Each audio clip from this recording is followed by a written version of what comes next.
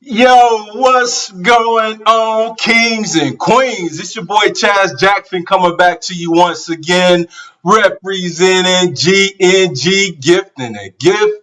Hey, I just want to take the time to personally tell you thank you for giving me your eyes and your ears once again as we get ready to dive deep into some inspiration that I pray will plant like a seed in your mind and assist you in becoming a greater version of yourselves. And if you've been watching this live stream podcast, you know that our motto that we mention every Wednesday is we are all gifted differently to make a difference. And I know there's a bunch of difference makers that's watching us, students, parents, teachers, coaches, pastors, wherever scope that you're coming from.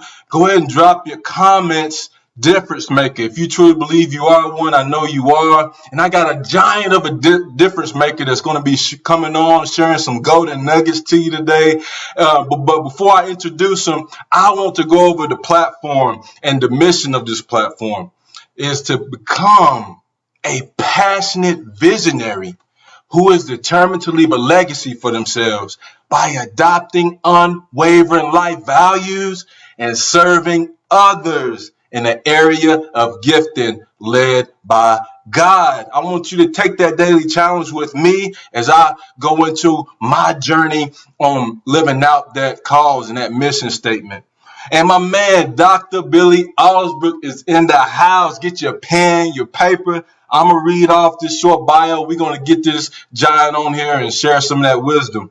But Dr. Billy Alsbrooks is a award-winning poet, motivational speaker, and author of the top-selling book, Blessed and Unstoppable, Your Blueprint for Success, a former Billboard charting artist, producer, hit songwriter, and on-air personality. Dr. Alsbrooks has spent the last 4 years inspiring people to become the best version of themselves.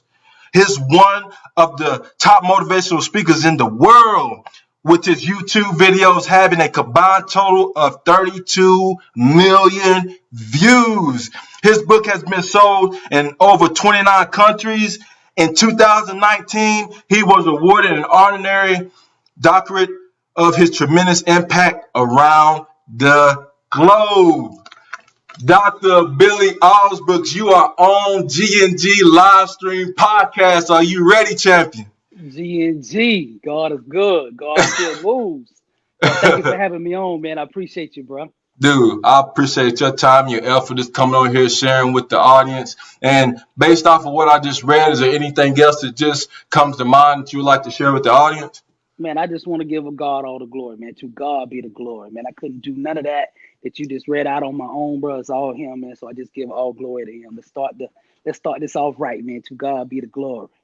Hey, most definitely. We got to give God the glory and allow Him to continue to lead us as we strive towards our greatest version of ourselves.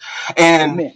man, it's dating back to the other side of the coin to get where you are right now. Can you share your story about how Blessed and Unstoppable, where you got to 32 million views, being able to impact over 29 countries? How did you get to that point? Where did that all begin? Man, I started out in the music business, man. As you read off there, I was a music artist, had songs on Billboard, music producer, songwriter, on-air personality. Um, I was basically chasing what the world calls success. You know what I'm saying? The money, the cars, the fast women, the fame, the notoriety, the chains, all of that. Now, I was 120 all in on that because I bought into the world's vision of what success was, right? And I went really, really far up in that game, went really high up in the industry, man. Living that Hollywood lifestyle, but no matter how much success I had in that game, man, there was just an emptiness on the inside, man, that could not be quenched. The bigger I got, the more the hole got bigger on the inside, man. Because it was all about me. At this point in time in that game, it was all about get it how you live. Let's get it. I ain't care about anybody except myself. It was all like what was in it for Billy. How could I get the next dollar? How could I get the next hit? How could I get the next car? Whatever it was, man, it was all about me. You know what I'm saying? When you live in that kind of lifestyle, it's an empty lifestyle. You know what I mean? So we have to cover it up and mask it up with more and more and more and more, thinking that that'll solve the problem, but it doesn't, man. And life intervened, though. God intervened in my life in a way that I wouldn't have chose, but it was perfect. You know what I'm saying? The way God does it is always perfect, bro. But my father passed away in front of me unexpectedly back in the end of 2007, man. Had a stroke and then a blood clot, and I saw in front of my eyes the last 10 minutes, of his transition. And bro, that just rocked me, man. It just rocked me at the core. Mm. I'd seen, 20, 25 people at least killed or buried or whatever, in the thug life and the gang life. But for some reason, it just didn't register in here. You know what I'm saying? Like it was going to hit close, like real close to home. And seeing my dad die the way he did, man, it rocked me and it changed me, man. 2 days after he died, I was at the funeral home. This is what set everything in motion, bro. I learned everything I needed to know about life at the funeral home, bro. And this is crazy, right? Where I learned everything about life from death. You know what I'm saying? I'm over at the funeral home, and the funeral director, first thing he says is like, "Hey, let me show you where we're gonna bury your father." Right? My grandmother had bought 4 plots, so we go out to the grave site, and his words struck me so deep, right? My grandfather was already in the ground. He's like, here's where your grandfather is. My grandmother was still alive, so he was like, here's where your grandmother lay. Then he said, here's where your dad is gonna lay. And then that last statement, he said, here's where you gonna lay. Oh. Right now, 2 days before, like I said, I saw my dad die in them last 10 minutes. I saw the struggle. I saw the transition. I saw him in here, everything good. 10 minutes later, he was gone. Right? It was just like unexpected. Boom. So when he said, here's where you gonna lay, I understood what that meant. You understand? Like it finally registered, bro. Like, okay, because in the rap game, we put on the persona, the Scarface, the machoism and all that. We put that on like, nothing can harm us, bro. But reality is, bro, life is precious. We fragile, bro. We could be gone at any second, right? But I kept shoving that in the back of my mind, in that life, just thinking, I'll deal with that later, or that's not gonna happen to me, or whatever. But this moment right here confronted me head on where I needed to be confronted at. God met me at the place I needed to be met at. And where he said, here's where you gonna lay. It just kept cycling in my mind over and over. And here's where you're gonna lay. Here's where you're gonna lay. So we walked from the gravesite back inside the funeral home. Funeral director asked me 2 more questions that changed everything. He said, what do you want on your daddy's headstone? And he said, what do you want in your daddy's obituary? What do you want it to say? Now, I had never thought about this because, you don't want to talk about death and stuff like that to your parents and people you love, man.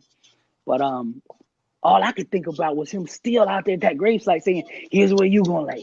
Here's where you gonna lay. So I put 2 and 2 together. I'm like, okay, one day somebody's gonna be sitting across the table like this talking about me. What do you want on Billy's headstone? What do you want Billy's obituary, right? So I started thinking about it. I was like, man, if I die right now, what would they put on him, man? And it was, embarrassing. When I had to confront my own truth, bro. Like, it was embarrassing. It was like, here lies a man that, cared about no one. Like, everything was about him. He served himself, would run over anybody and everybody to get what he wanted. That was gonna be my legacy. And I'm like, oh, that can't happen, bro. Like I felt like I felt so uneasy, so uncomfortable. But see, change starts with getting uncomfortable. First, we got to get uncomfortable. Most people don't want to get uncomfortable. That's why they never change, right? But this part was God was intervening on my behalf and getting me real uncomfortable, preparing me for what I'm about to do today here with you. And 2 days later, after that, sit down with him, I was at the wake. And I got the next lesson, bro. Like, God was giving me these lessons, man. My dad's laid out there. Growing up, my dad was an alcoholic, right? When I was growing up in middle school and high school, man, he just could not conquer alcohol, bro. Like, his whole side of the family was alcoholics. All different kind of alcoholics, but they was all alcoholics. Man, addiction ran in that line. And my father, he wasn't the violent type of drunk. But if he had 1 drop of alcohol, bro, it was 3 weeks. I'm talking about like he was non-functioning for 3 weeks. He would drink until he passed out. 6 hours later, he wake back up still intoxicated and continued to drink. It was like he was binging. He couldn't stop. And the only way he would stop is he'd run out of money, couldn't get the car keys or whatever. Me and my mother would, hide the money, hide the keys. And he'd end up having to go through the shakes, the DTs as we call them, or whatever, to get off. That's the only way he would stop. And he'd be sober for 2 months. And then one day coming home from work, he'd go by the store, grab a drink, thinking he could just drink like everybody else. And another 3 weeks gone. And this is what my dad did growing up.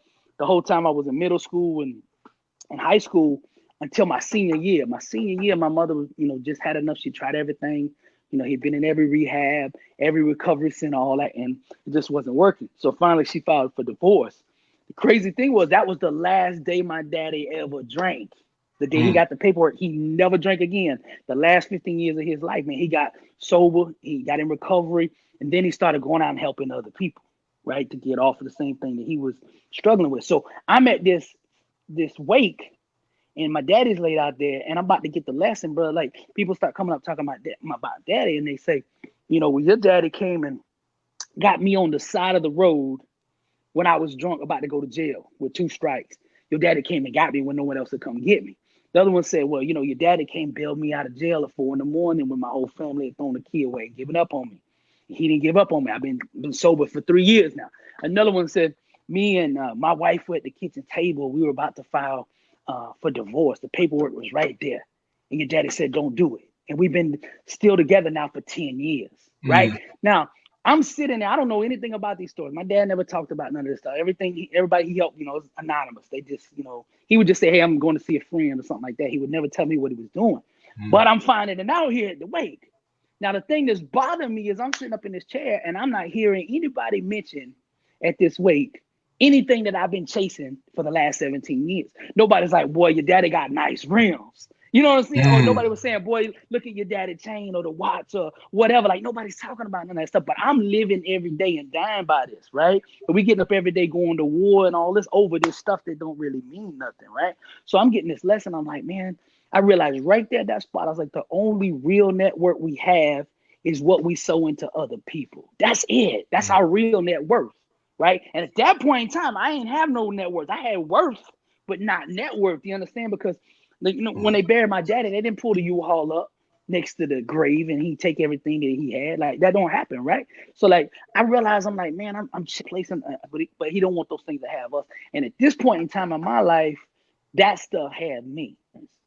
You know what I mean? Like, when I die, I got to make sure that I write that headstone, I write that obituary the way I want it to be, and not the way it is right now, man. So I took control mentally, and I was like, this is gonna change. I'm gonna change right here. My life is gonna change from this day forward. But with every step toward change, there's gonna be warfare, bro.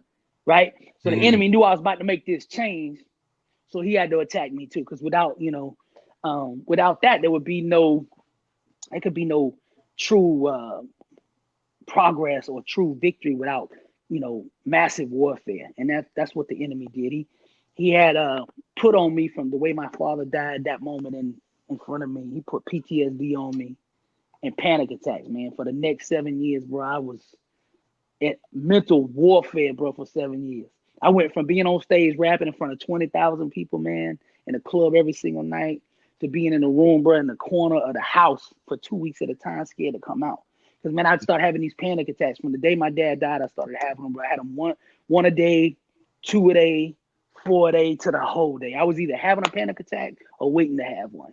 And that was my whole life, man. And I had put all, like I was saying before, I had put all this money up and had all this, businesses and all this stuff, but I couldn't grind now because my mind was gone, bro. Like I was at war mentally, man. I couldn't do anything. I'd go to, dinner, sit down, order a drink, and then boom, have a panic attack. Had to rush back home. I go to my one of my stores, one of my businesses, be in there 30 minutes, have a panic attack, had to run back home. So, like, for the next 7 years, my money just like constantly, it was like a death by 1,000 cuts, man. Every day it was worse. The pressure was squeezing on me, right? You know what I mean? Because that's the enemy trying to get me. See, if you're not under attack, you're not a threat to the enemy. That's a good way to see the world. So, like, if you're under attack, you need to take that as confirmation. Like, what you're doing is a threat. Otherwise, the enemy wouldn't be attacking you, right? And the greater that he attacks you, the greater the destiny you have. Otherwise, he wouldn't come at you so hard. See, he didn't come at me hard at all when I was doing the thug life, bro. Like, people around me were suffering out, but I was thriving and blooming because I'm working for him. The moment I said, hey, I ain't gonna do that, I'm gonna start stepping toward what God got called for me. I'm gonna start stepping toward that greatness on the inside. I'm gonna start doing right by people. Boom, that's when the war jumped off. You know what I'm saying? So for the next 7 years, man, that was my life, bro. Every single day, it was nothing but panic attacks, man. I went and seen every counselor in town, every doctor, every rehab, every therapist, every pastor, you name it, bro. I went everywhere because my whole life was gone, bro. Like literally everything got ripped away from me, man. All the money gone, businesses suffered, and I had to close some of them, man. People were robbing and stealing from my business employees because I wasn't there to watch my stuff. You know what I'm saying? And it was straight up warfare, man. And I got to the bottom of me, and this is where everything changed, bro. I was out praying to God one night, and I said, everything's gone. Everything is gone and everybody's gone. I'm gonna tell you how bad it was, man. Like when I was in the rap game, bro, my phone rings 67 times a day, every day. What time we going to the club? What time the limo coming? Can I ride with you? All of that, right? Man, I called AT&T one day. I was like, hey, I need y'all to check my phone, right? Because something it's not working. So the lady checked my phone and she said, well, everything's looking good on our side. She's like, why do you think something's wrong with the phone? And I said, because it ain't rang in 2 weeks. Like literally everybody had pulled away. All the people that I thought was my homies and friends and all of them really wasn't there for me, man. And all of them just left.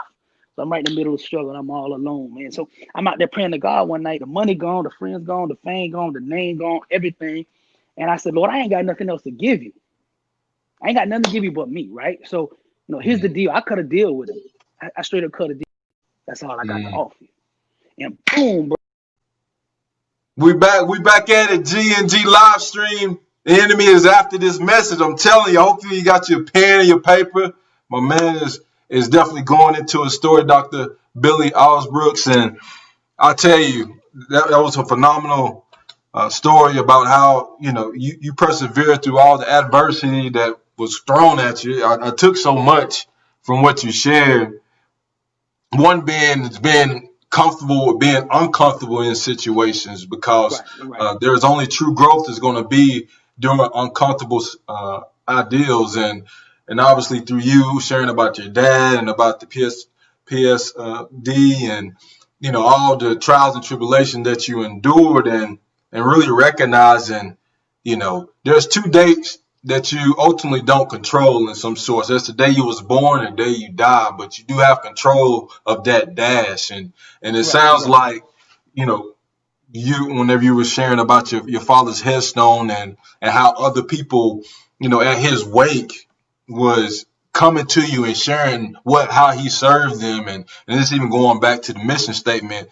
We are put here to serve in the area of gifting, and your father, he served in that area by pouring in other people and making an impact there. Because if you study the ultimate leader of all, Jesus Christ, he never built any buildings. He didn't make no T-shirts. He didn't do any of that. He invested in people, and that's what it sounded like your dad did. He served people, and he also learned from his mistakes and ultimately lived his dash to impact many lives. And it just sounds like you on that same path and using that story to conquer all the people that God's putting in your path.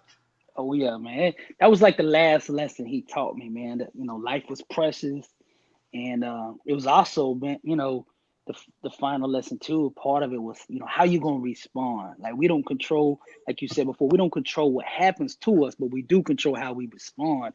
And it's like, are we gonna lay down? Or we gonna keep getting up? Are we gonna keep fighting? Are we gonna keep coming? You know what I'm saying? And I had to learn that. You know what I'm saying? In order to qualify for what I'm doing today, I had to overcome that situation. So many times we're going through the struggle. That struggling process is just the qualifying process, right? You know what I'm Right. saying? So like that, you got to ask yourself all the time: am I going to qualify for greatness? Am I going to qualify for the next level? You know what I'm saying? And in order to do that, we got to get through what we're going through right now. You know what I'm saying? Like we don't control, for instance, this COVID thing. We don't control that, but we control how we respond to that. You know what I'm saying? Do we maximize our situation right now and look at our life and say, okay, what can we do? We don't control the economy. We don't control, when they open cities up and all that, but we do control how we think every day when we get up, whether we study every day, whether we pursuing our dreams and our goals and living with passion and sowing life into the people around. We got to stay focused on that which we control. You know what I'm saying? And all these lessons, man, I learned through my dad's passing and transition. But God is faithful, man. That's the other thing. I built that relationship up with him during that struggle. To do big things, man, we can't do it on our own. We got to have him to do it, because with God, all things is possible. And I had to get to that with part. You know what I'm saying? I was doing Billy. I wasn't doing, his plan. I was doing Billy's plan. right? So I had to have all that stuff ripped away, the pride, the arrogance, the foolishness, the stubbornness, all that had to be dissipated into nothingness. Once I became nothing, then I was ready for something, right? Mm, So we have to go to nothing in order to be ready for something. And that's the place that that I had to go through and journey through in order to get here today. About mm, 2 or 3 months in to doing motivation, man, I was doing these YouTube videos, and I had about 50 followers, bro. And most of that was the fam. That was mom, and you know what I'm saying? Like nobody was listening, man. I was putting these little videos out, every Sunday night, dropping, get like 20 views, and probably 8 of them was me just listening to myself on there. You know what I'm saying? But I had this, man. God had put this vision in me, man. That's what I wanted to talk about today to your people, man. Because whatever you want to change, a culture, a nation, a world, a community, a church, a business, a life, whatever it is, it starts with vision, man. It starts here, right?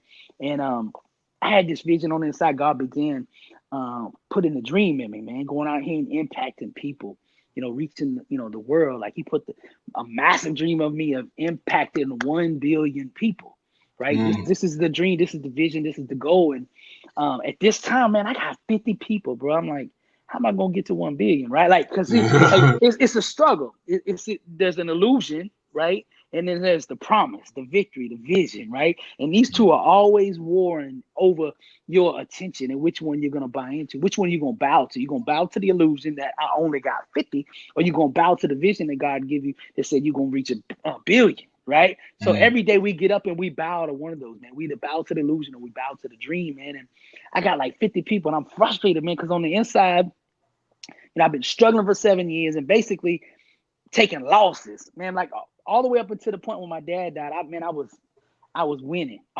Anything I touched turned to gold, bro. Like it was just Mm. easy. But all of a sudden, for the next 7 years, everything I did just, man, fell apart. It was defeat. It was loss after loss after loss, bro. Beatings after beatings, emotionally, mentally, physically, whatever, man.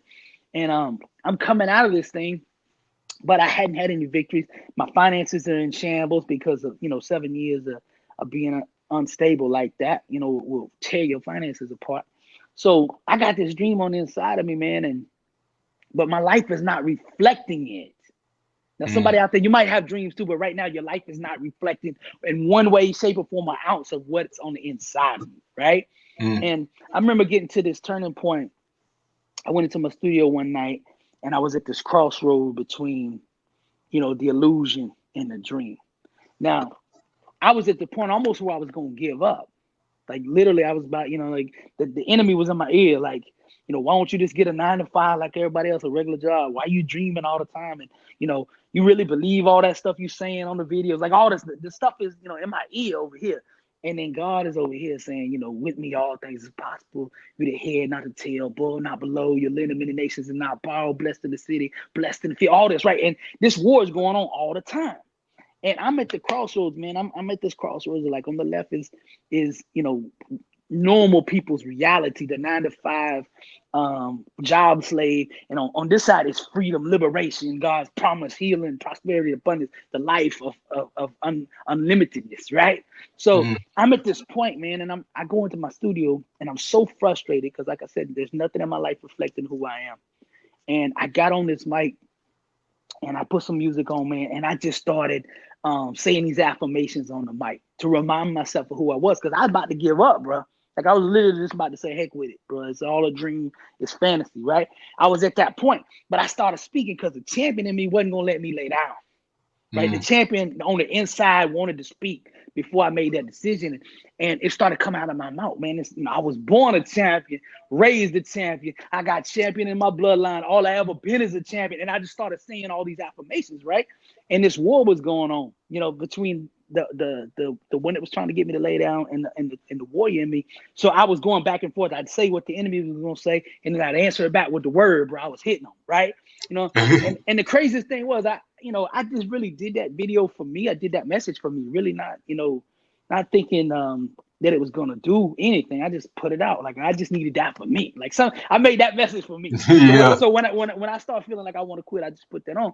But the crazy thing happened. I put that video out some big motivational channels got a hold of it, bro, that had millions of followers. They put that video out and man, it went viral. Boom, bro. I'm Mm. talking millions, right? All of a sudden, the book started selling all over the country, bro. People calling to book me all over the country, man. It was crazy, man. But see, I learned a lesson. Okay, first we got to have vision, right? God says, where there's no vision, the people will perish, Mm. right? My people perish for a lack of vision, knowledge, right? So I realized I got to get the vision right for the new life, right? I had a vision for my old life, the Hollywood lifestyle, and I lived that out, but I didn't have this new vision. Like I knew I wanted to make an impact, I just didn't have the vision, right? So God began to give me that, man. I get up every day and started looking at the things that He was wanting me to see, and the second part of it is your mouth. Because sometimes you're not going to have anything. When you start out in the beginning of a dream, you might not have resources. You might not have a big team, a staff, no advantages, no nothing, bro. Ain't got nothing, right? You just got a dream in you, right? But you always have your mouth, right? And your mouth can open doors for you if you know how to use it. The mouth can Mm. become a weapon. The word says death and Wow. life, right? What the word say? Death and life and the power of the tongue. Those that love it shall eat the fruits thereof. That's what I did. I spoke. I said, I'm a champion, right? And I started, and I really meant it. This time I was like, dadgummit, I know my life don't look like anything, but this ain't who I am, right? So I got out there, man, and I just started using my mouth, and God confirmed His word. I spoke, man, and the doors began to open up. I didn't have no money. I didn't have a staff. I didn't have nothing. All the people had left me. It was just me, my mouth, my mind, and God. That was it, bro. So I realized, man, we all the time make excuses thinking we don't have this and we don't have that and we can't do this and can't do that because of a lack of something. And we stop focusing on what we do have. God has equipped us with everything we need to become who we are supposed to be, right? It's on the inside of us. Greater is He that is in me than he that's in the world. You just got to waken up to that person, right? See, Mm. what I learned in that struggle too was the first part is self-awareness. You got to see yourself for your trueness, your true identity. You have to see that version, not the version that the world is trying to tell you that you are, right? Now, when we are in the womb, we've been in the presence of God. We know who we are, why we are, our powers, our gifts, as we call GNG, right? Yeah. We know all of that, right? We know all of that. We know who our Father is, our Maker, all of that. We know all things is possible. We know the language of heaven, bro. We come out of the womb, the doctor hits us on the back, and from that point on, the enemy starts bombarding us with lies, bro. It tries to give us a new identity. Because see, here's the truth. When we come out of the womb, we already have victory. It is finished, right? On the cross, this is finished. We already have victory. So the enemy gets up every day and says, how can I shake you out of that belief that you're already a winner? How do I shake you out of that victory? Because the only chance he got is for us to give back what we already have to him. He's trying to Mm. trick us out of the blessing, trick us out of the inheritance, trick us out of what we've already been given, right? So he hits us on the back, the doctor hits us, and every second from that moment forward, the world's telling us something that we're not, bro. We come from the wrong side of the track. We the wrong color. We the wrong religion. We not tall enough, not short enough, not fat enough to whatever it is, right? We don't have the right connections, don't come from the right, whatever. And the world is bombarding us with this junk all day long. And after a few years, what happens, man? We start adopting and So, believing yeah. in that, right? And we Start start dissing accepting, yourself. we start accepting names and identities that was never ours, bro. We lose our identity, what I call amnesia, spiritual amnesia. We forget that, like you said, when you started this out, bro, we kings and queens, bro, right? Mm. But the world don't know that, see? The world don't know that. They drape down. I'm not good enough. I don't look this and I'm not that. And the world is always trying to tell us we need to buy something because we're not complete unless we have something else, right? Not realizing that it's already on the inside of us, man. So we have to wake up to our true identity, man. And with that video called Champion, I returned back to the original identity, right? I began to speak and the veil began to pull off and I began to see myself the way God saw me. Right. Mm. That's what we got to do. First of all, true vision is first being able to understand who made you. Second one is understanding who he made you to be. Right. You got to have vision for that. Because if you don't know who you are, man, the world can tell you anything and you're going to buy anything because you just don't know. Right. My people perish for a lack of knowledge. Right. So once you understand that who you are, greater is he that is in me than he is in the world. Once you understand that you can do that, bro, it opens up the doors of possibility, man. So you understand who you are, then you got to get a vision for your life. Like if you don't like how your life is right now, that's great. Now we can change it because we have the ability to change. We change, Mm. creatures of change, right? So if you don't like something in your life, you have the ability to change it. Don't let nobody tell you, well, you can't change and that's just the way it is. But that ain't the case. I'll give you a good example. About a little over a year ago, year and a half ago, guy calls me. He's got a TV show. He's like, hey, I want you to do this interview on my TV show. Now, I was like, okay, cool. Where you at? He told me where it's at. I was like, man, I'm finna be up there anyway in 2 weeks from now for a seminar. Perfect. So I'll do it when I'm up there with you. So he's like, here, hit me when you touch down. So I get there to his town and I hit him up. I text him. I'm like, hey, you want to, meet at the station or where you want to meet up? He said, hey, come by my house, right? So I learned the power of vision from this guy. Like it actually completely came together. Like I had pieces of the understanding of a vision, but not until I met this guy did I truly understand it. Right now, I didn't know much about this guy. He just told me he was on the TV show, and that was it. I really didn't do my homework. I just trusted God with it. I'm like, God sent me to God, and I go see him. So he gives me his address, and he's like, hey, I want you to come by my house before we go to the studio, to the TV studio. I want you to meet my family. Then we'll go from my house to the studio. So I'm like, okay. He gives me the address. So I'm going across town on my GPS, right? And as I'm going there, bro, man, the further and closer I get to his house, bro, it's getting more gang oriented, bro. Like the streets where I come up from, and it really didn't match up with who I thought this guy was when I talked to him on the phone, right? So I get over, I see the dope dudes on the corner, I see the gangbangers over there, all of that, police everywhere. By the time I get to a street, every house on that block boarded up, bro. He like graffitied up, boarded up, and he the only house on the whole block that ain't boarded up. Now it don't make sense to me because I'm like the way I had framed this guy was, he was already out, out the hood, right? But I was like, okay, God is about to show me something because it's how He does, bro. Like you have to stay open minded, right? See, if I just shut down and be like, nah, I would have lost the lesson of my life, right?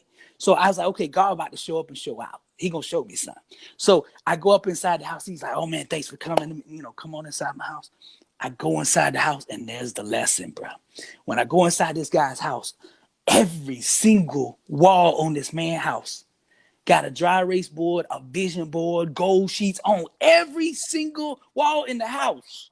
Bro, the little kid, the little 12-year-old girl runs up to me. She got a little goals in her hand. She's like, these my goals. You know what I'm saying? Like this, everybody in the house, man. This, like all the little kids was goal oriented. The wife said, hey, if you're thirsty, go to the refrigerator. There's some bottle water in there for you. So I go over to the refrigerator. She got her goals on the refrigerator. Like everywhere I go, Wow. I go to sit down on the couch, right? They got magazines all over the couch. They've been cutting out stuff, putting it on their vision board for what they want in life, right?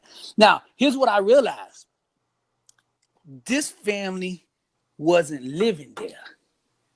They were living there, but they weren't living there. Do you understand what I'm saying? The vision had changed. Because listen, up here, they had already moved out the hood, bro. They was gone. You understand? Like, their body was there, and people were saying, you in the hood, you crazy thinking that. They ain't buying into that. They like, you ain't seen my walls, right? Like on the wall. And I'm telling you, bro, it taught me the lesson. And the crazy thing about it was, I found out about this guy's story, right? He told me he'd been in prison for 18 years. For armed robbery, and he just got out like less than 9 months, right? Now, within 9 months, when he was in prison, God had moved on him and changed his life. Gave him a new vision to write some books, to have this show, to have a radio station. He gets out, he ain't got nothing, bro. He been gone 18-something years, bro. He said he should have been out a lot quicker, but he got in trouble while he was in there, and he ended up being full 18. He gets out, he's got nothing.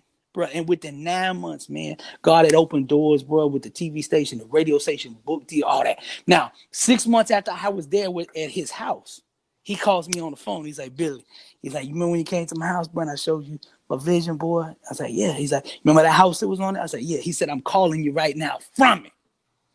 He done moved. They done got the house on the water, the same one that was on the vision board 6 months from the time I was in there, bro. And I was like, that's the power of vision, bro. Now, this man didn't make excuses. You understand? He didn't say, well, I don't have this and nobody. Because he said, I know how normal prisoners think when they get out. They think like, well, nobody hired me, blah, blah, blah, and they get back in trouble. He's like, God ain't want me like that. God gave me the vision, bro. He's like, I'm going to use my mouth. I'm going to use my mind. I'm going to put my vision and I'm going to move it to the place I want to be. I'm going to pack everything up I have here and move it to that place, and I'm never coming back. And that's what he did, bro. He moved straight out of that situation, bro, because he put his mind in a new situation where he wanted to go. His dream was bigger than his reality, therefore it became his reality, though.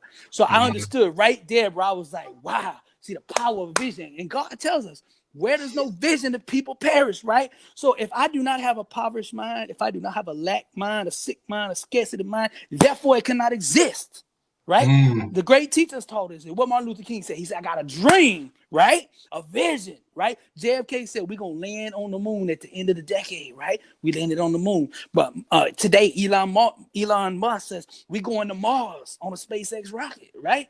So like these people got vision. Steve Jobs said, hey, I got this vision of a computer in your pocket, the iPhone, and we own it today, right here talking about, right? It all starts with vision.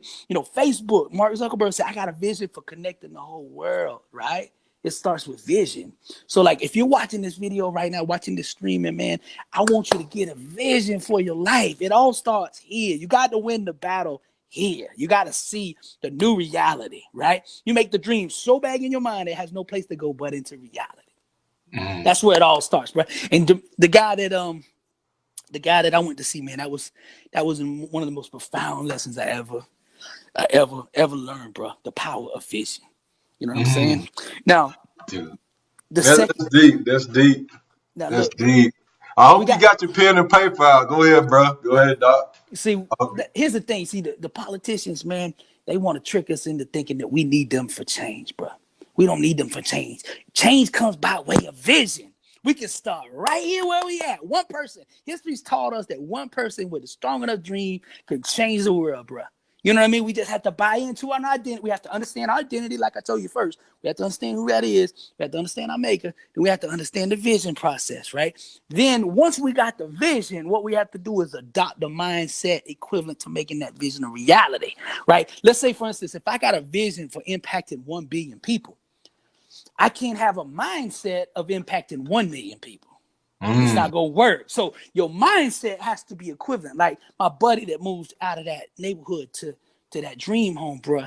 He had the mindset to go along with the vision that carried him out of there. You understand that? Mm. And he just have a dream. He wasn't just like fantasizing, like, oh, I hope I win the lottery. No. This man had a mindset that made that dream a reality, that breathed life into that reality, right? Because see, here's how it works. Our thinking will eventually collapse into an equivalent reality. Mm. So if I got a impoverished mind and somebody gives me $1 million, I'm going to return back to who I am, a impoverished mind. You understand? Yeah. I'm going to return back to that. But we always going to return back to the average of our thinking, the mean of our thinking, right? So if I'm broke, but I thinking every single day like a billionaire, my life will begin to reflect that which I am thinking. Right, and this is the enemy understands this, and this is why he's trying to get us all day and put this stuff in our mind. Why do you think every time you turn the TV on, bro, you see this COVID thing? He's trying to give us a vision for sickness, man. Every time we turn it on, man, there's chaos and rising. Why? Because that's the vision he wants us to buy into, right? Not the Mm. unity, not the strength, not the love, the prosperity. Because every single day, good happens, bro. We just don't see it on TV. Because if we saw it on TV, the whole world would start to move toward that. The enemy ain't Mm. trying to hear that. You understand? Because somebody every single day got they dream funded, bro. Every single day, somebody got funding today to build a dream, the next Starbucks or whatever it is, right? Somebody got funded. We just don't hear about it. You know what I'm saying? Somebody overcame cancer today. They don't put that on TV, right? Mm. Because if you knew somebody else overcame cancer and you got it, you liable to overcome it too. Right? Yeah. And if they show people, not being susceptible to COVID, then you might think, well, bro, I'm strong. I ain't gonna get it either. Therefore, you won't get it. They ask me all the time. I'm on tour right now. I'm on a world tour, man, doing 40 cities, top 40 cities in the United States, bro, going around speaking. They say, you worried about the COVID? You worried about catching it? I say, no, because I ain't got no room in here in my mind for COVID. See, Mm. COVID has to have room in here, right? You understand? And like I was saying about my buddy earlier, bro, he didn't have no room for that house he was living in currently. That's why he couldn't stay there. You understand? So therefore, if he didn't have room, he could only have room for the place he was dreaming, dog. So like we basically got to build the dream here, man. What I thinking, we build a dream one thought at a time, man. Our mind is the womb for our future, bro. And it's the factory, and we build our future one thought at a time. The question is, what product are we building? Come on Mm. now. Come What are on. you What are building? you building? And when I say building, I don't mean hands. What are you building here? Now, I mentioned earlier about how I spoke, didn't have anything but this dream and this vision, and I spoke that champion video in the beginning to set things in motion. Now, You got the dream, you got the mindset. Your mouth will reveal your true identity, who you really are. If you talk long enough, we can hear who you really are, right? Because you can hear that music underneath. Somebody might say, well, I'm going to go on to the top. But when they start talking, you can say they ain't really built for the top. Look how they talking, right? So I always say that some people can't breathe life into their dream because they too busy choking on excuses. You understand? Well, I ain't got this. Like I said, I can't get funding, or they don't want to help me. And they, anytime it's they, we, third person, you in a disempowering state right off the rip, because it's all in here. God done told us, greater is he that is in you than he that's in the world. So it either should be us and God. That's it. That's the only place we need to be when we're talking about conversation. If we start talking they, trying to hold a they, conspiracy, that, bro, we already beat. We already beat because we out of our power. If we get up every day and say this, bro, you know what? My determination, my mindset is greater than anything that's going to come against me, period. I don't care what it is. So really what they do, it don't really bother me, bro. All they doing is they talking about the timeline that I'm going to get there, but they not talking about whether I'm going to get there or not, because I'm getting there. It's already here, right? We might get there on Thursday. We might get there on Friday, but my mind is already there, right? That's the only thing we discussing. We're not discussing what I'm going to make it or not. We discussing what day I'm going to get there or not. See, when you start approaching life like that, man, it just puts you on another level, man. The things that come at you will have no dominion over you. You know what I'm saying? They don't want us to know this, bro. The devil don't want you to know this thing. He gets up every day, bro. This is what the devil, this is how the devil does, man. He gets up every day and he says, what does it take to break you? Every day, that's his first question. What does it take, bro? If I slap sickness on his body, will he quit? If I attack his marriage, will he quit? If I attack the kids, will he quit? If I put him in jail, will he quit? If I don't give him funding for the dream, will he quit? If I get his friends to betray him, will he quit? If I put something on his mom, his dad, if I split the family up, will he quit? He's asking this all day long, bruh. All day long. See, now we got to understand the devices of the enemy. The struggle is real, but so is the God that'll help us overcome it, bro. You know what I mean? That's reality, bro. So we got to get the right vision. We got to understand it's greater than us. See, that legacy thing that I talked about really this is the order. Legacy first. What do you want to, when you die, write your obituary and your headstone now. Write it now. From the very, very get. So here's the thing. I saw this article about this great author, bro. Every book that he put out was a bestseller. Every single book. So they were doing this interview and I'm like, what's your creative process? How are you able to write book after book after book and it just keeps selling, right? He said, well, my creative process is pretty easy, man. He said, what I do is I write the last chapter first so that I always know where I'm going to end up. You understand that? So when he's writing, he always know where he's going to end up, right? We need to write our last chapter first, bro. We need to say, okay, in my life, I want to achieve this. Because see, a person of power, person of influence is a person who lives with intention. You don't just get up and say, man, I hope something good happened today. You know what I mean? Like, man, I hope I get a break, or man, I hope the lottery or something. You know what I mean? Like, no, these people that changed the world, the Martin Luther Kings, the Gandhis, man, the Kennedys, all these people that done it, they got up every day and knew what they were getting up for. What are you getting up for every single day? That's the question. So what we got to do is write that last chapter first. Write the headstone, write the obituary, and say, this is what I'm going to do in my life. I'm going to do something. I'm going to make a difference. Because the only question is when you die is, did you leave this world better than you found it? That's the question, bro. You know what I'm saying? Or did you just serve yourself like I was doing with the music? At that point in time in my music, that's all I was doing was just serving me. I wasn't really making no difference. So we got to start with legacy, man. And get real clear about what it is that you want. This house I'm living in, we built this about a year and a half ago. And I went to see the builder. Me and my wife went over there, and first thing they did was slide a 2-story, 3-story, right? You want granite, tile, carpet, what color paint, what color molding, how many rooms, all that, right? Oh, you want a corner lot, waterfront, you know what I'm saying? All these questions. Now, they would not start building. They wouldn't start building until we answered every single question. They didn't just show up on the site with a bunch of 2x4s and be like, we're going to build you something, hope you like it, right? They want it's got to be exact. But now that sounds funny. You wouldn't do a house that way, but we do our life that way every day. We get up and just like, let's throw something together, man. You know what I mean? Because if you don't got a vision, you don't got a plan, you live in the state of chaos, bro. You know what I'm saying? So the key is understanding what you're here for on earth. Your leg, what is the end, the chapter? Like when it's the end, what is the end, right? That's where we gotta be, right? And then we reverse engineer that back in that position, right? Then we gotta adopt the mindset that will produce it. We can't have global dreams with local mindsets, bro. You're gonna have an I love issue. that. You're I gonna have an love that. issue, right? And then your mouth must match the size of your dream, must match the mindset, bro. We can't have ourselves out of alignment, right? Because success is about alignment. It's about getting your mind, your mouth, and your actions all aligned together in congruency, right? Because when things are consolidated, there's power. You can't have your mind thinking one way, your mouth talking one way, and then your actions doing something else. You beating yourself, man. A house divided cannot stand, right? So we got to get united to build that dream. And then the third thing is standard. The standard that we're gonna hold ourselves to, bro. Successful people, they hold themselves to a better standard, whether people looking or not. They still the same. So your standard ultimately reveals to the world who you truly are. You know what I'm saying? Like when nobody's looking, who are you? When nobody's watching you, who are you? Like for Let's instance, tap man, on that character right there. that's Yeah. right. I'll give you an example. Like when I was playing ball back in high school, I was on a team.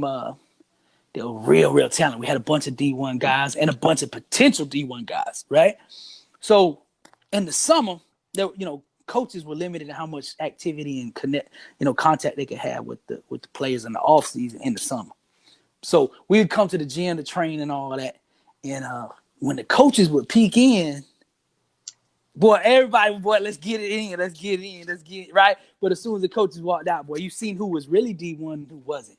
See, the ones that went on to D1, you couldn't tell whether the coach was in there or not. These dudes never changed their workout because they was always working out hard regardless.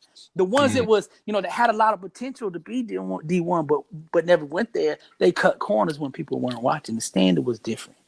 You know what I'm saying? And the standard, a billionaire dream with a poverty standard, bro. You know what I'm saying? Like we've got to match these things up, Yeah, I like what Dr. Miles Monroe said about character. He said your character is the container for your gifts and talents. So if you take a milk jug and you poke holes in it, right? It don't matter how many times you fill that milk up with possibilities, with talents, with gifts, it's still going to drain out because that character is not in place.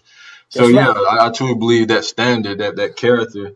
Who are you when the doors are closed? You know what I mean? That's Amen. huge. You That's gotta, huge. questions. Let me tell you people this, man. Questions will take you wherever you want to go.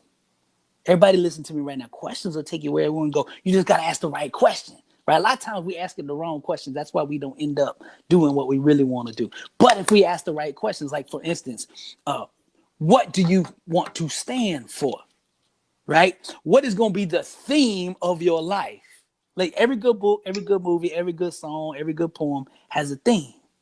Right? They are a real solid thing. We understand what the movie's about. Bad movies kind of fluctuate on the theme. Like, I don't really know what that movie was about. The theme was, confusing, right? A good life has a solid theme. A good life should have a soundtrack, man. Like, what's going to be the soundtrack of your life? You know what I'm saying? Does it sound like Rocky, like the comeback music? Or does it sound like Halloween with that music? Like, you know what I'm saying? Like, what is it gonna be?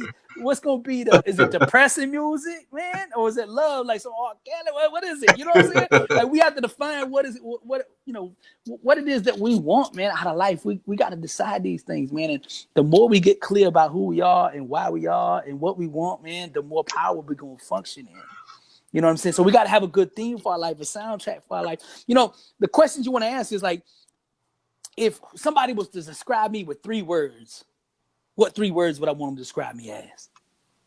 You see, like stuff like this. This is the questions. This is what separates, man, people that go to the next level and not. You know what I'm saying? Do you want people to say, well, Buddy kind of shady, man. I don't know. Like he might tell you that, but he don't really mean that, or he's not going to live up to his word. Do you want people talking like that about you? Or you want them to say, man, if Buddy say he coming, he coming. Like, you know what I mean? If he give you a word, it's done. I don't care what he got. He gonna come through. Like, that's the kind of thing that we have to look at and honestly assess where we're at right now. Because sometimes we make mistakes. Sometimes we've been off the road. Sometimes we don't know things, right?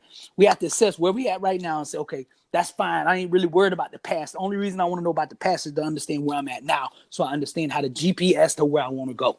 You know what I'm saying? We ask the right questions, and the right questions will take us there. You know, just like I said on the first part of the legacy, what do we want our legacy to be? What do you want that man? What do you want that man's? Powerful. Yeah, man. And when it comes to the standing, each level that you want to go up the ladder, there's going to be a different standard. You know, a different level, right?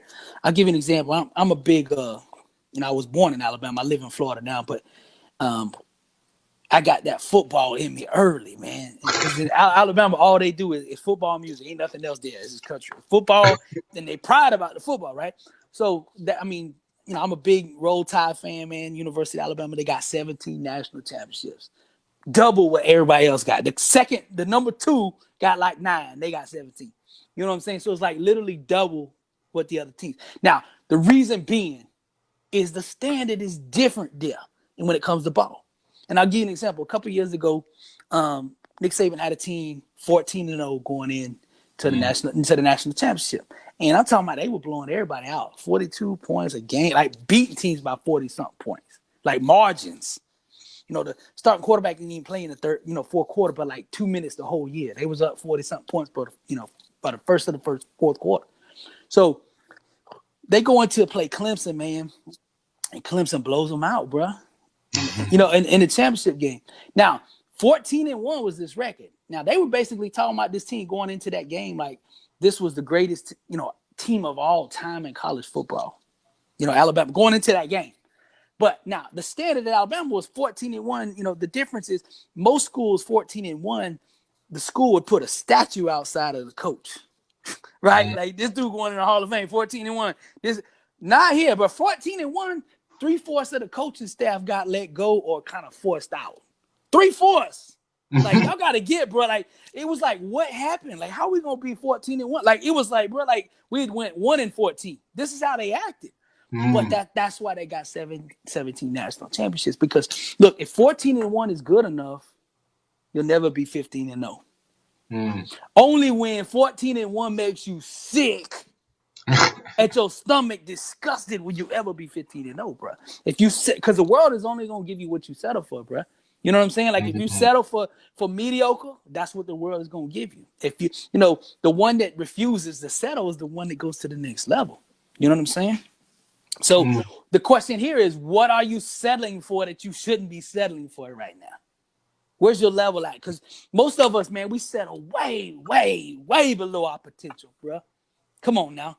We settle way below our potential. And that's so true. It's time to adjust, the standard that we're requiring and demanding of ourselves. A lot of times we blame the world, but yet we holding ourselves to a standard that's not going to allow the world to give us what we want. Come on now. Feel that. So it brings me to this question, thinking about that young male as far as providing that tip and technique, what do you feel like if you put yourself back in high school, you 18, what do you feel like the greatest lesson that you've learned at this point in your life that you would share with your 18-year-old self to help them prosper and get to their greatest version, get you to where you are right now, if that makes sense? 18, I pretty much had a vision for my life. Man, I kind of got on early, man. When I was in, I think the sophomore year, middle of the sophomore year, I started rapping, man. I, coming home, but between a baseball game, like we had school and we had like a 4-hour layover before the game that night. I ended up at a friend's house and he was a DJ, man. He had a DJ set up at the house and all that. And man, I got a hold of the mic that day and started rapping in there. And the next thing I know, bro, that was my vision. I was like, bro, I'm finna do this for the rest of my life. I'm gonna be no one at this, And I got up every day when I was in school, and I had this one track mind, but like nothing else, just this, this dream, this vision. Everybody told me I was crazy. Everybody told me I couldn't do it. But I got up every single day and did it. So I know a lot of 18-year-olds they don't have that kind of vision. I looked up in that, department or whatever. I don't know if you call it luck or whatever, but I understood that principle early. It wasn't until later on when my father died and my world got rocked. I didn't have a vision anymore. When I came out, I was like, okay, I knew I wanted to change my life, but I didn't know what I wanted to do. So it's like, what do? You don't know. I knew I wanted to change. I knew I wanted to do something positive, but what is it that I'm called to do? And I didn't know. I flirted with all kinds of things. I test this, dabble with that. You know what I'm saying? And some things would stick, some things wouldn't. I'd start, I found it. And I'd be 2 months on this, and I'd be like, it don't really fit me. It's not really resonating, something off. And I'd find something else, and I was bouncing around so much, man. And people would say, man, you need to stick with one thing. But it took me a while to find it. But what I would say, man, the one thing I would do is, if I went back to 18, I'd start reading earlier. I didn't start reading until, 2000. When I was in the kind of middle of my music career, I started self-educating myself. Not the stuff they teach you in school, but true, self-education, personal development, financial literacy, the things that I'm teaching here, the goals, the dreams, the procedures, how to attack life. That's something that was neglected at school. And these things right here are so important, bro. You could have all the school knowledge, but if you miss these governing global principles, man, you're gonna struggle your whole life. So the one thing I would do is I would say self-education first, bro. Stay in the books, man. I began to free myself financially when I started reading books. You know what I mean? Like I always struggle with money. I couldn't keep no money. I'd spend it as soon as I got it. Then I read this book, Rich Dad Poor Dad by Robert Kiyosaki. And it changed my life. In there, he talked about, look, they don't teach you about money in school. That's why we all struggle with money. And we blame it on everything else. But really, the truth is we just don't know. We don't have understanding of money. Right? Rich people train their kids on how to function with money, what to do with money, how to navigate money. Regular people, we just don't get that education. Therefore, we always struggle with it. And I read it. And I was like, man, he's right. So, man, every day, man, I would hit the bookstore 2 or 3 hours and just read and, immerse myself in this stuff. But I didn't start doing that till later on in my life, 28, 29, whatever it was when I started. I wish I would have started at 18 because by 25, I would have been a millionaire. You know what I mean? Because I missed so many gaps by not having knowledge, and people took advantage of me in the business and things like that because I just didn't have that, that understanding, man. So the first thing I would say is self-educate yourself. The second question is you got to ask yourself, what sets you on fire? Because most people try to say, they turn 18. If they're thinking about college, they say, okay, well, what I want to major in or what I want to, study in and pursue in life. And if they're not in college, they're trying to find a job or do something in whatever it is. But you got to ask this question, what sets me on fire the most? Figure out what that is and then build a life around it. Most of the time, it's just like, what'll pay me? I got to go get a job. They don't ever ask, well, if I'm passionate about that or not. It's just I got to have a paycheck, so I go get a job. So what we end up doing is trading our passion, our gifts, our talents, as you say, GNG, our gifts. We trade that in for that just over broke, man. You know what I mean? If we're not called to do something, we're going to struggle at it, bro, no matter how hard we work. You know what I'm saying? I think the number one problem in the world, this is crazy because nobody ever say this, but it's not global warming. To me, the number one problem in the world to me is everybody's out of position. 90% of the world is doing a job they weren't designed to do, right? They avoided the calling or didn't know they had one, didn't know they were supposed to look for one, or just didn't believe in it enough and went and sold themselves for the job.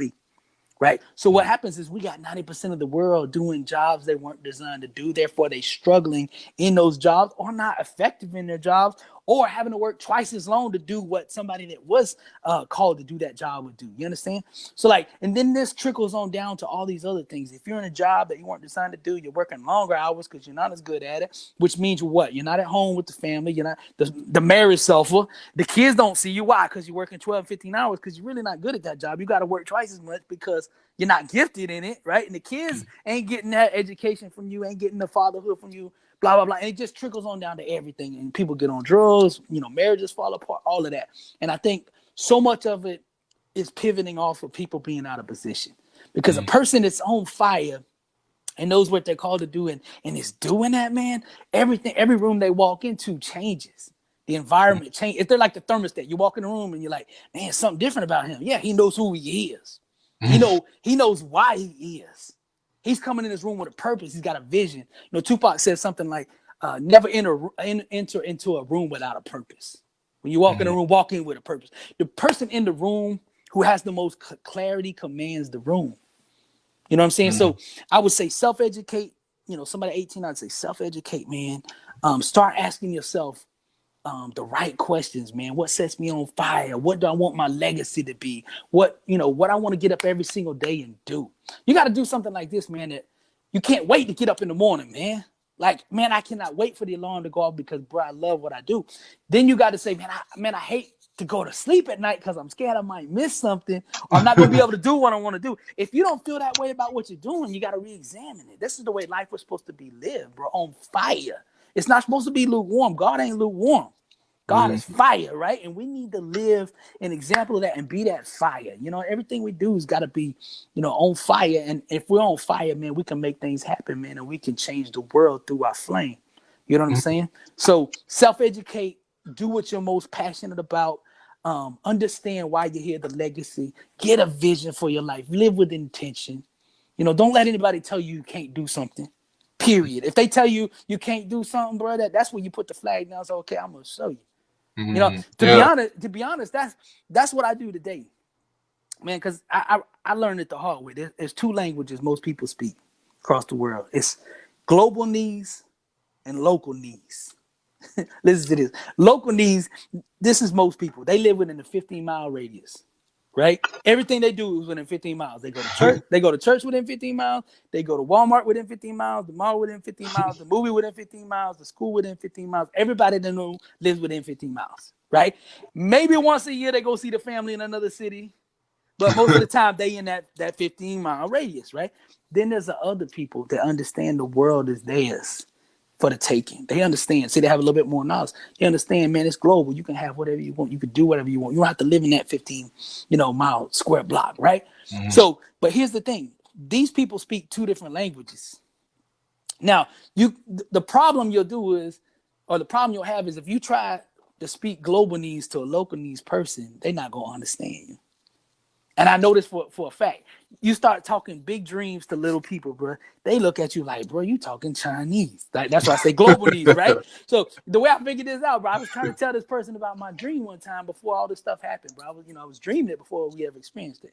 So I'm trying to tell them, and they looking at me like I'm crazy. So what I do the common thing. I go on Google Translate, and I'm like, okay, I'm gonna take global needs, and I'm gonna translate it into local needs. But I couldn't find local needs in Google Translate.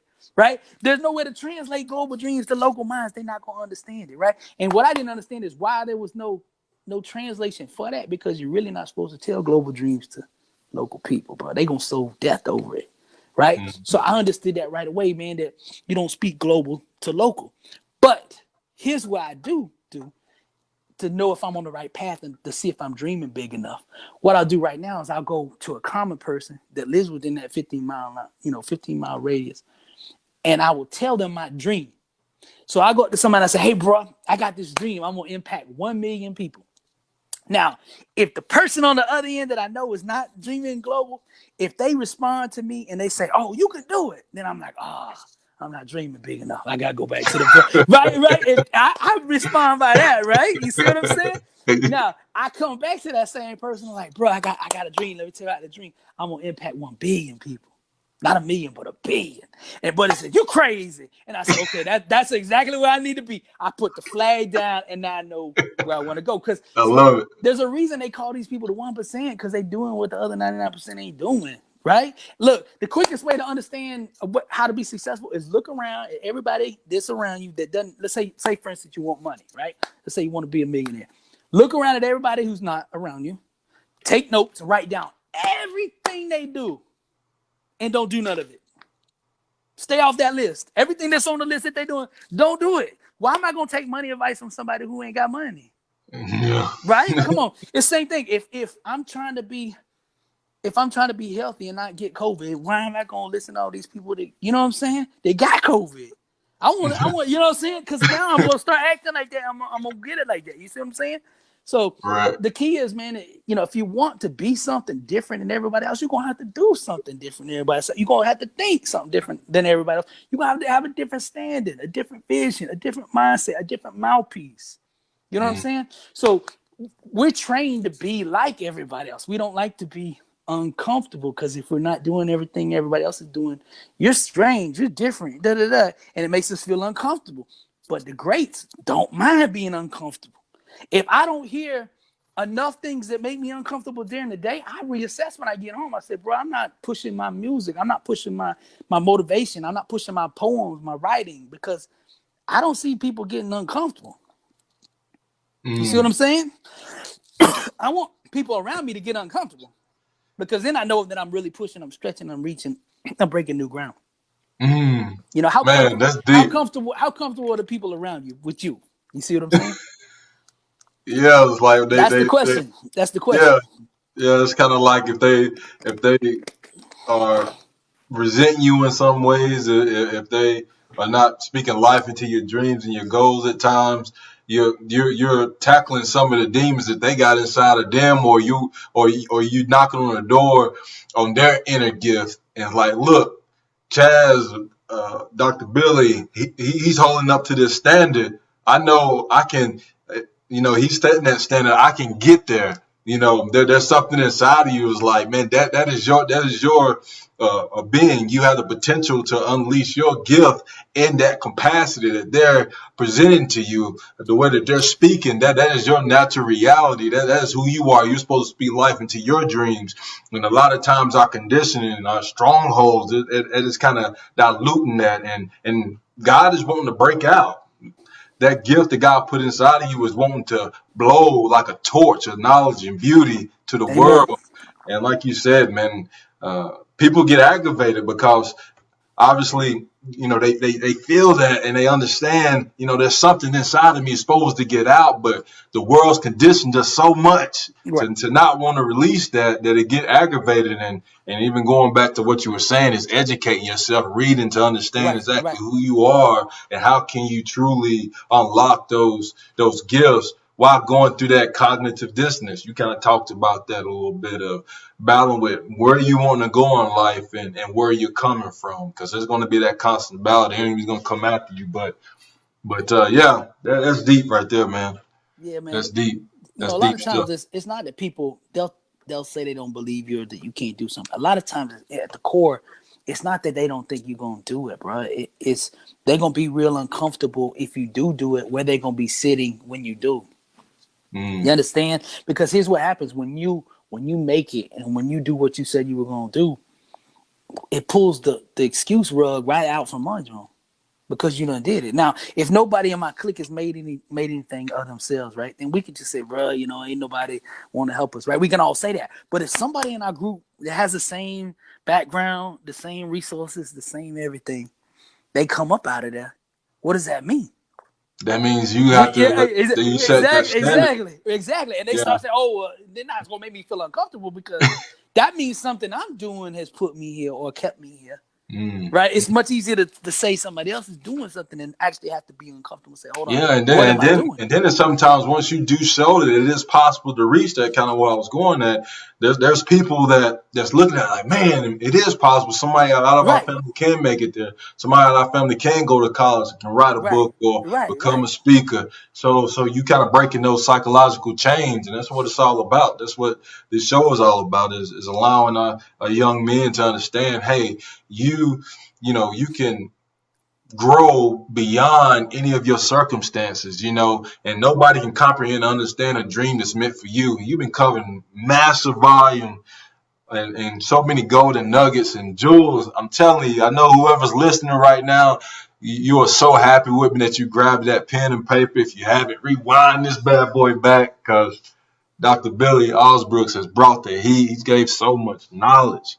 Man, God hey, is good. God is dude, I'm good. telling you, you doing your thing, and I know for sure, most definitely, without a shot of a doubt, there's somebody on here. If they don't know you, I'm sure they do know you already. But if they don't know you, they're like, man, I want to learn more from this guy. I want to connect with him.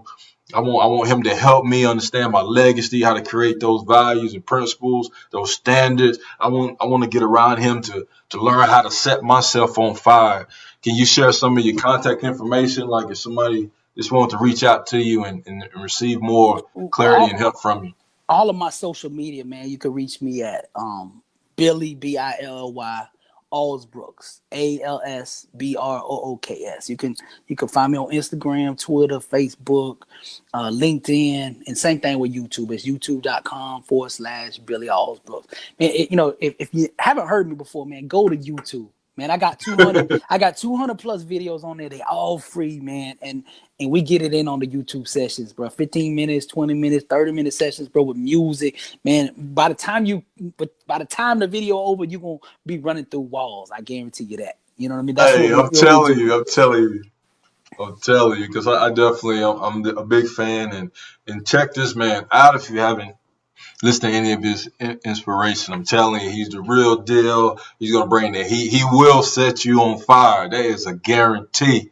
And again, Dr. Billy Alsbrooks, I'm telling you, man, thank you so much for blessing me with your time, your presence, inspiring this GNG audience to be greater versions of themselves and to really understand how powerful the mind is, and just listen to your amazing story of where you come from and how you was on one side of the coin and you flipped that bad boy to the other side and really took off and jetted towards who you are right now, but really understanding how precious life is because of the experiences that you went through and you shared it and you overcome it, and you are a man of faith and you put God first, and that's one of the ultimate roots for us to grow that fruit tree, to be able to serve that hanging fruit to people, for you 1 billion people that's coming. So Amen. You know, yeah. So again, thank you so much, man. let me say this too, man, because some people got to say, I got a dream, I got the gift, but I just don't know what to do with it and how to execute it. I wrote this book for that person. You know what I'm saying? It's broken down into 31 days, man. It's like 5-10 minutes a day. You read a different principle that'll help you take that dream that you got and make it a reality. What I do is just give you just little tidbits in there, little self-assessment questions like we done here today to get your mind open up to unlock to unlock the greatness on the inside, right? And each day I lay out a small action step because like some people got the right dream, they just don't know like what's my step, what's the first thing I need to do, what's the first step, right? In there, that's what I do. I say, hey, take this step right here, and it'll begin to create momentum. It's not the step to end all steps, but it'll get you started, get you in motion. Once you get in motion, bro, it's a lot easier. The hardest thing is going from just a dream where you're just sitting here to getting into action, right? So that's what I do on the book. If you need that kind of teaching and that kind of, help, like you got the dream, but you don't have the blueprint. This is what it is, the blueprint for success. It's called Blessed and Unstoppable, your blueprint for success. You can get that at blessedandunstoppable.com, and it'll help you, man. I'm Walk the telling you. steps out. Walk the steps out. I'm telling you, that book's a beast. I definitely got a copy myself, and I love it. I love it. It's definitely impacted me and my wife's life. So that's why this interview is even more special, because he's personally influenced me even off the camera. So, uh, Dr. Alsbrooks, thank you, man. Thank you so much for your Man, time. thank I'm you. gonna lead us out real quick, and Thank you for having yeah, me on, man, bro. I appreciate you, bro, for yeah, real. most definitely, most definitely, most definitely. And I'm telling you, everybody, I know. Hopefully, you took my advice and you kind of got that pen and paper ready. And if you didn't, get the whole tidbit of his speech, go ahead and rewind that bad boy. I'm telling you, you won't be disappointed. He definitely brought the heat, some golden nuggets, and maybe there's 1, 2 things that you picked up, or even more. But take that one ideal, that one tip or technique, and gain clarity, focus, and consistency on that tip. And as you all know, I'm available, chaz@speech.org, here on Facebook. If you need me, reach out to me. Also, Dr. Alsbrooks, he'd be willing to pour and shine light on anything, your dreams, your goals, detoxing emotionally. Uh, we're here for you. I want to lead us out by saying, stay up with GNG. Amen. More podcast episodes coming soon. Episode 13 was a hit. And I want each and every one of you to keep those crowns on your hearts and keep this in mind. We are God's echo. I love each and every one of you.